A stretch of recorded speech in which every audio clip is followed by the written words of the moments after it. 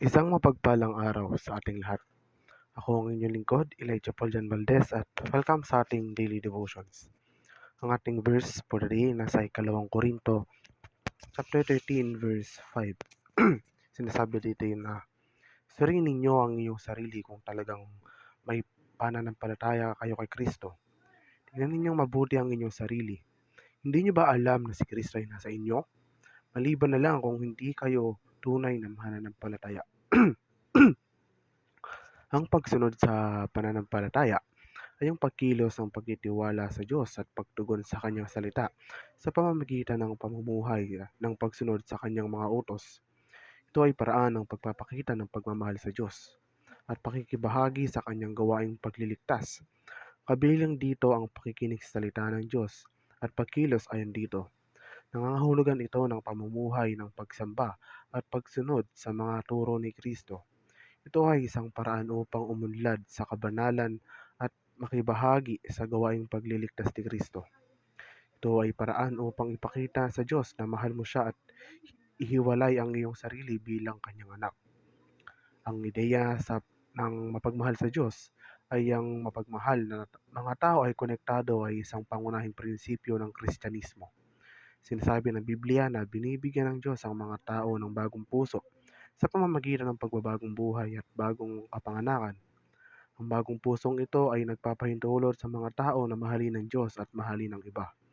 Ang bagong puso ay nagbibigay sa mga tao ng bagong kakayahan na maunawaan ang katotohanan at kaluguran sa Diyos. Ang bagong puso ay nagpapahintulot sa mga tao na mahalin ng Diyos ng buong puso, kaluluwa at isip. Ito rin ay nagpapahintulot sa mga tao na mahalin ng iba tulad ng pagmamahal nila sa kanilang sarili. Ito rin ay nagpapahintulot sa mga tao na kumilos ayon sa kanilang pagmamahal sa Diyos at sa iba. Ang bunga ng Espiritu ay tumutukoy sa isang siyam na positibong katangian, kabilang ang pag-ibig, kagalakan, kapayapaan, pagtitiyaga, kabaitan, kabutihan, katapatan, kainahunan at pagpipigil sa sarili, na pinaniniwalaan ng mga Kristiyano na nabubuo sa buhay ng isang tao ng banal na espiritu bilang resulta ng kanilang kaugnayan sa Diyos. Sa esensya, kinatawan nito ang mga positibong resulta ng pamumuhay na ginagabayan ng banal na espiritu. Suriin mo ang iyong sarili kung ikaw ay tunay na nasa pananampalataya. Ito ay galing sa scripture natin na 2 Corinthians 13:5 na naghihikayat sa mga mananampalataya na pagnilayan ng sarili at suriin kung ang kanilang buhay ay naaayon sa mga turo ng kanilang pananampalataya.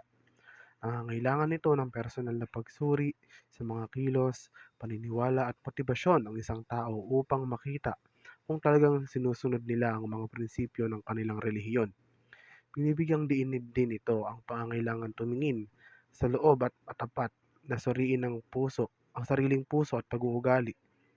Ang pagiging sama ng pananampalataya ay hindi lamang tungkol sa pagdalo sa mga serbisyo sa simbahan o pagsunod sa mga panlabas na ritual, ngunit tungkol sa isang tunay na pangako sa pangunahing halaga at turo. Ang ibig sabihin ng upang magbunga ng bunga ng Espiritu ay aktibong magpakita ng mga katangian tulad ng pag-ibig, kagalakan, kapayapaan, pagtitiis, kabaitan, kabutihan, katapatan, kainhunan at pagpipigil sa sarili sa iyong buhay na makakamit lamang sa pamamagitan ng paglakad kasama niya, na nagpapahiwatig ng malapit na sinasadyang kaugnayan sa banal na espiritu, na nagpapahintulot sa kanya na gabayan at impluwensyahan ang iyong mga kilos at pagkatao. Itinuturo ng Biblia na ang bunga ng Espiritu ay hindi isang bagay na maaari nating gawin sa ating sarili, ngunit sa halip ay resulta ng banal na Espiritu na kumikilos sa atin kapag tayo ay nagpapasakop sa kanyang patnubay. Pag-ibig o kagalakan, yung siyam na tinuturo natin kanina na itinuturing na bunga ng Espiritu na kumakatawan sa isang positibo at tulad ni Kristo na katangian.